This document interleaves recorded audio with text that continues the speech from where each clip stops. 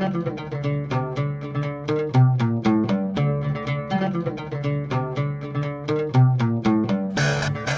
welcome to the Sci-Fi Christian. I'm Ben DiBono, and as you can see, I've been abandoned tonight. No, Ben just had another scheduling conflict, so he'll be back next week, but not able to make it tonight. I was gonna try and talk my wife into doing the video with me, but number one, she didn't want to, and number two, she fell asleep for the last 20 minutes of the episode, which doesn't mean that it's a boring episode. She's 8 months pregnant, so she falls asleep all the time these days. So anyway, I'm flying solo tonight. We'll probably do things just a little bit faster. I don't have a pipe ready or anything like that, so we'll just do a quicker review episode, and then maybe we'll do a little bit longer next week so we can get Ben's thoughts on episode 3 here, Oathbreaker, which, man, just another really good episode. I felt like, Ben and I had the whole discussion last week about did they move too fast, or, and then we're going to get a bunch of dull episodes, or was it that this was kind of the go point for the series and we're going to keep getting payoff and keep things moving along? It certainly felt that way to me. There's a lot of stuff in here that I just absolutely loved, and yeah, some storylines that are maybe moving a little bit slower, but that's okay. So at least based on tonight, I'm sticking with where I was last week, was saying that I feel just fine about the pacing, and I'm excited to see where we're going to go. Alright, so let's cover this stuff. We start and end at the wall, so I'll save the wall for last. Lots of good stuff there.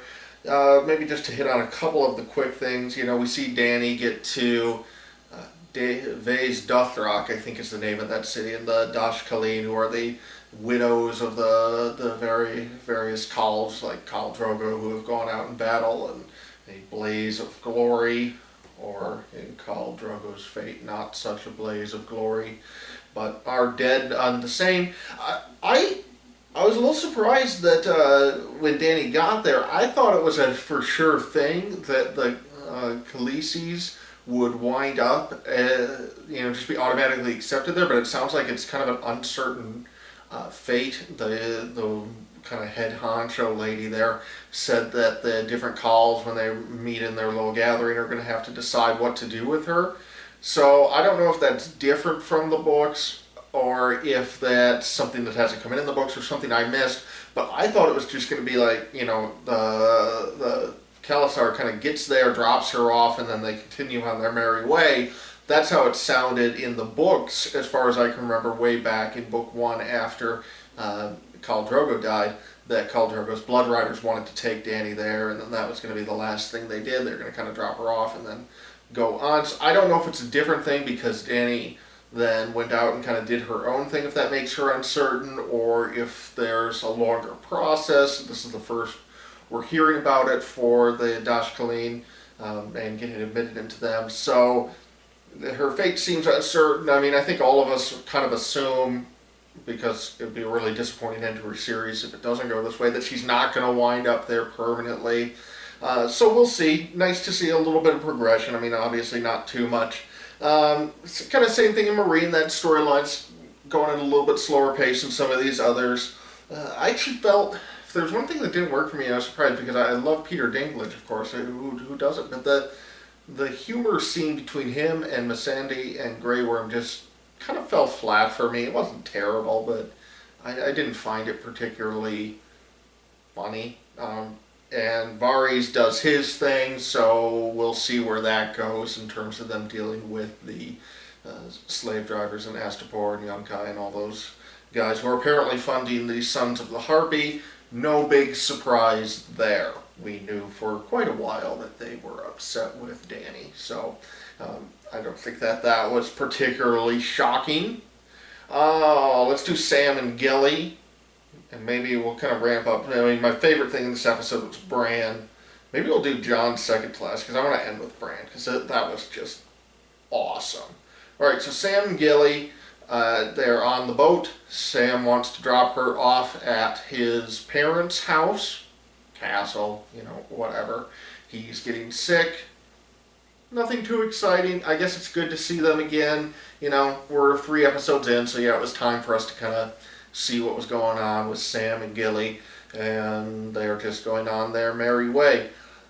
The thing that I've been curious about for a long time, going all the way back to Feast for Crows, which was book 4 in the series, where Sam, you know, actually the storyline for Sam and Feast for Crows ends a little bit farther than where the show is at right now, so we still have a little bit of book material there.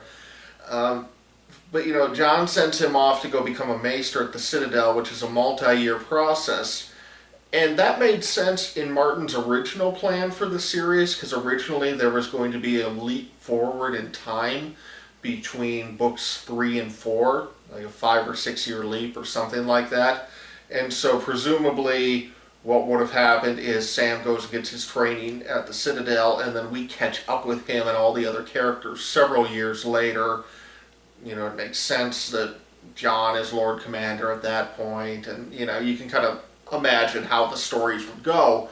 That'd be roughly after season 4, for those of you who have only read the show, or read the show. That's a stupid thing to say. Seen the show.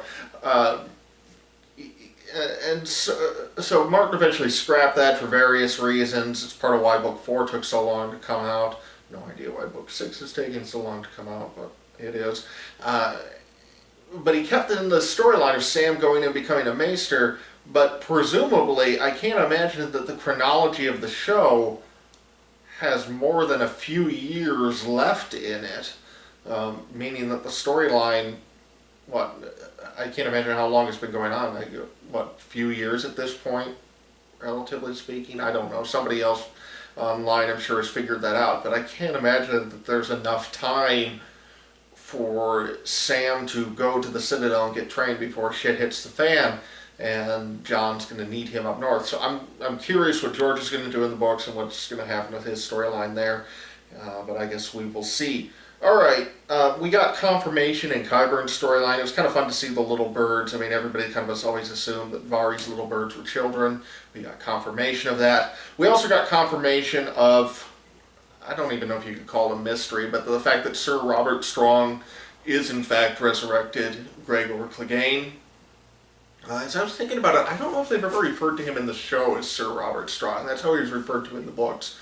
But for anybody out there who didn't believe that that was actually Sir Gregor Clegane, and I can't believe there's anyone who was thinking it wasn't, that is, you know, we can now check off that one. No doubt about it, that is Sir Gregor. And here we're I kind of like where this storyline is going, with Cersei is really pissed off. She's plotting her revenge. It appears that there's going to be some heavy politics, though, involved for her to accomplish it. Because as far as I can tell, there is at least 3 different factions at play inside of the power structure of King's Landing. There is Cersei and Jaime, who seem to be on one side, and they, you know, Qyburn's in their corner, and they've got Gregor in their corner, so they're doing all right as far as that goes. And then you have Olenna Tyrell, so the Tyrells are still involved, and they're there, and, I forget, is it Mace Tyrell? I forget the name of her son, who was Marjorie's father. It doesn't matter. But so they're one faction. The Tyrells are still holding on to power. And then you also have Kevin Lannister, who is now the Hand of the King, and doesn't, you know, so he seems to be allying more closely with Olenna Tyrell at the moment, but he's a Lannister, so how is that going to play? He and Cersei certainly aren't getting along very well in this episode. So we've got different power structures there. Grand Maester Pycelle's just kind of hanging around and certainly stepped in it this week. So I'm really going to be curious to see where this goes. I won't say what the difference is at risk of spoiling anybody, but there is a substantial difference at this point with one of those characters from the books. So I'm really in the dark as far as what they're going to do, and I think at least part of how this is going to play out, unless they bring in that story point that they seem to have changed from the books, how this plays out is going to be very different in the show than it is in the books. We get the scene with Tommen and the High Sparrow, which I thought was really good. We kind of saw Tommen getting mad last week, and Ben and I kind of talked about, is he going down the Joffrey route, what's going to happen with him. And then he sits down with the High Sparrow, and I think he pulled back quite a bit. It seemed to me like he pulled back a lot this week, and that he came in there really pissed off, and he's now leaving not quite sure what to think, because Mom made some good points, and now the High Sparrow just made the High Septon, I should say, made some good points. So he's like, yeah, everybody here is making good points. I don't know what to think. So going to be really interested to see how that develops. Okay, so then that leaves us with Bran, the Wall, and Ramsay. Let's do Ramsay first. These are also good, but I want to end with Bran. Let's do the Wall first. Okay, so Jon, as we saw last week, is back, and Ben and I kind of talked about, what's going to happen next. I was speculating that maybe there was going to be more involved with his resurrection, that maybe it didn't fully work or anything. Ben was talking about, well, they're probably just going to be business as usual. He's just going to be back as Lord Commander. And I would say neither of us was right, because we pick up literally seconds after the last episode ended.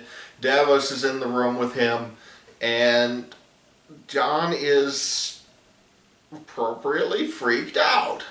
If you wake up and the last thing you remember is being stabbed, and you look down at your naked body and there's stab wounds all over the place,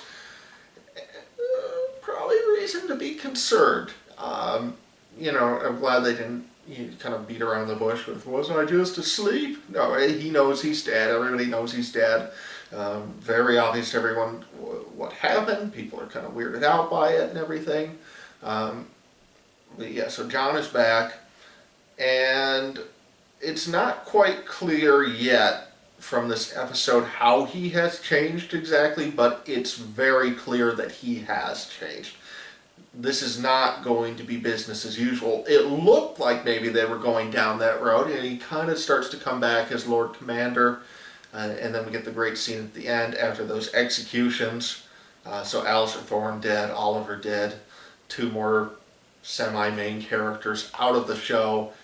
Jon takes off his Lord Commander coat, I guess, and he is out of there. His watch is ended. And this has always been something that, ever since Book 5 came out, which is when he died in the series at the very end of Book 5, that's been kind of speculation. What happens to him after he gets back? Because technically, his oath to the Night's Watch is fulfilled. Right? It's... you go back and read the words of the oath, technically, he's out. So does this mean that he could now go and claim the title of Jon Stark, which is what a lot of us have suspected he's going to do? We'll see. Certainly some interesting developments elsewhere that are going to impact that. One last thing on Jon's story is that, again, something a lot of us have suspected, but it seems that Melisandre is now banking on him being Azor Ahai, the prince who was promised. On and on it goes. As Ben was saying last week, his resurrection doesn't meet all of the requirements for Azor Ahai of coming through the flames and everything. Of course, that seems to fit better with Dany, so... that there's something going on there. And let's remember that the title of the series, the book series, is not Game of Thrones, it's A Song of Ice and Fire. And to me, and to a lot of people, that's always pointed to fire, Dany, Jon, ice. These are, in some ways, the two poles who need to come together. So I've always thought, that, regarding the Azor Ahai prophecy, that it's not either or, but it's going to be some both and combination, and I don't know entirely how that works out. But I think Jon is part of it, and we've already seen Dany come out of the fire like Azor Ahai is prophesied as doing.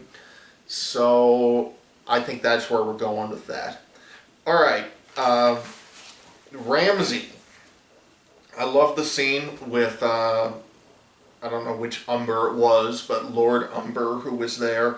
You know, he's not going to leave, he's not going to kneel, he's not going to take an oath, on and on it goes. That was great. Nice to see somebody stand up to Ramsay. I love the whole, you killed your father. No, he was poisoned by our enemies. It's like the worst kept secret in the world. Everybody knows he doesn't. And Lord Umber's reaction, was just perfect. The one thing that I'm not quite clear on is, so Umber makes the reference to Jon leading an army of wildlings past the wall. In the next scene, though, we still see Jon at the wall. The very last scene, we see him leaving the wall, and he doesn't seem to be leading anybody. So is Umber referring to the fact that the wildlings have crossed the wall, the stuff we saw last year, and that they're now getting all up in his business? Even though they're not being led by Jon? Or is the chronology of these two storylines slightly off, so that what we're seeing with Ramsay actually takes place a little bit later? Because what Lord Umber made it sound like is that Jon is leading an army through his lands towards Winterfell. So I'm not entirely clear what that's referring to. If that's just referring to the fact that Jon led a bunch of wildlings through the wall and now they're causing problems in Umberlands, or if that's referring to something we haven't seen yet in Jon's storyline. So we will see. The big thing, though, Asha and Rickon, and a couple things here. Rickon's back. I always knew he was going to come back. I'd always sort of faith that other people didn't believe. They thought, or they're just going to drop his storyline. He just wandered off. Nope, he is back, and is going to be a significant player unless Ramsay just kills him in the next episode, which is always a possibility.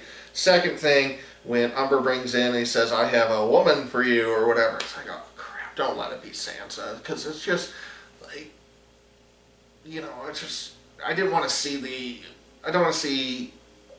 Sansa's storyline to advance, and that would have seemed like going backwards. Not to say that they couldn't do a good job with it, but that's not what I wanted to see anyway. So Asha and Rickon are back.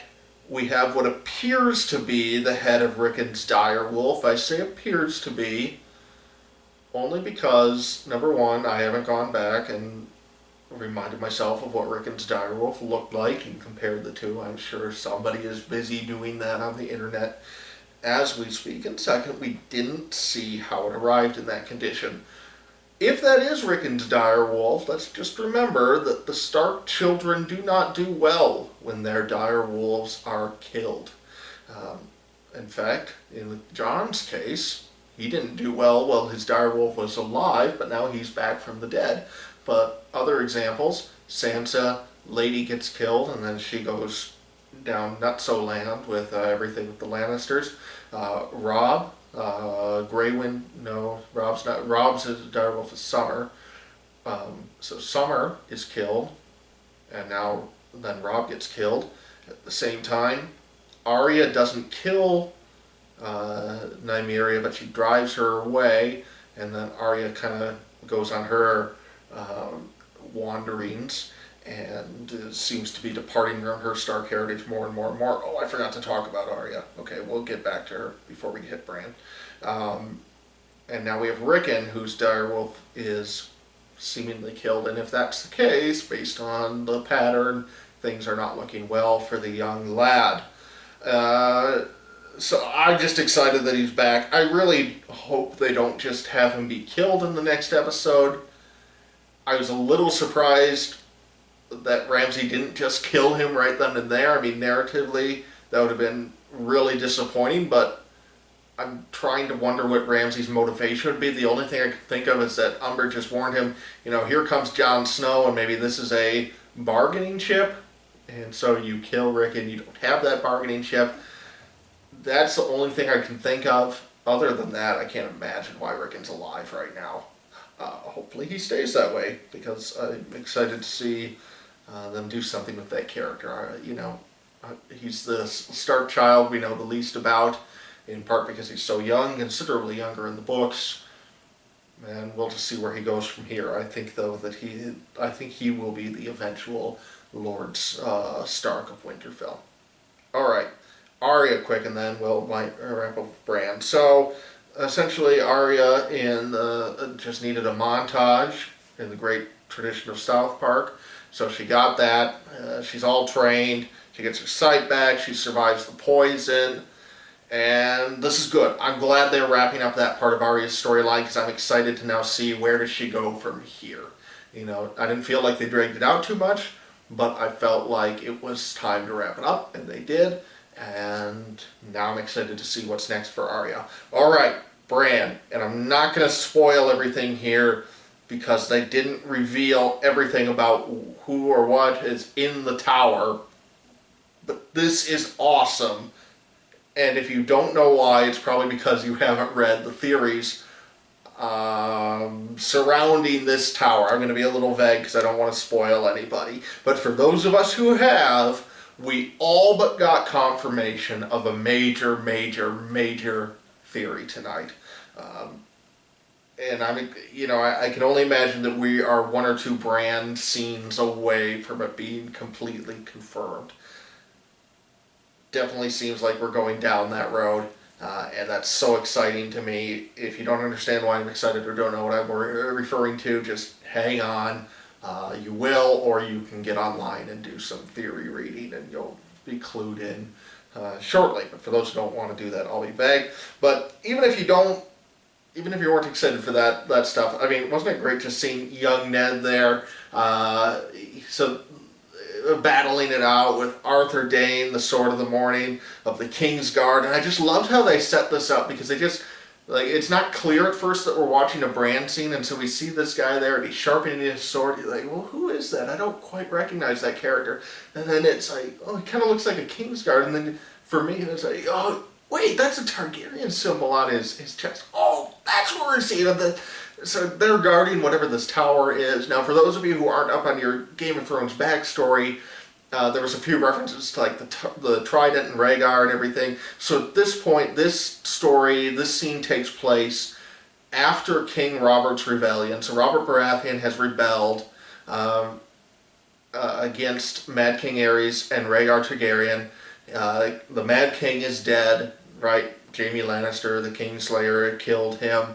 And then at the Trident is the big final battle where Robert kills Rhaegar. And what set all of this off was that Robert was betrothed to Lyanna Stark, who we saw last time in the flashback, the very beginning of the episode. And then Rhaegar presumably kidnaps her, or at least that's the story. There's different theories on how true that is, and we're likely going to get some confirmation about those fairly soon, but for now, that's the story, is that Rhaegar has kidnapped her, and that's what sets off Robert's rebellion. So Robert has won at this point, but there's two members of the Kingsguard outside of this tower, and then Ned shows up with Howland Reed, finishes them off. I love the fact that the story winds up being a little bit different than how Ned has told it before and how we heard it in the books. And it's just awesome. I am loving Bran's storyline. I'm loving Max von Sydow there. He's perfect in this role. I'm just so excited for where this goes. Obviously, Bran is feeling impatient, but I tell you what, I'm not, because I'm loving seeing all of this history being fulfilled or filled in for us, and these theories being resolved, and we're getting answers on stuff, and I'm just so excited about where this season is going. This is awesome. This is stuff that I've been waiting for years and years and years to see, and again this week we get Rickon back, and we're getting answers to theories, and even like the minor stuff, you know, we can check off the Gregor Clegane thing, that yeah, that's him, and I'm really enjoying this season, in case you couldn't tell. So we'll see what Ben thought about it last week, when we come back next week. He was a little less positive than I was last week, a little more hesitant. But I'm hoping he'll be on board this week, because this is so awesome and we're getting so much good stuff. But if not, I will make for an entertaining episode, so both options are good. Alright, So that's it for now. We'll talk a little bit more about this one next week, I'm sure, at the beginning of the episode, so we can hear some of Ben's overall thoughts. We won't go into it in scene by scene depth like we usually do. And then we'll talk about episode 4. But that's all for now. I'm Ben Bono, and this is the Sci-Fi Christian. Goodbye.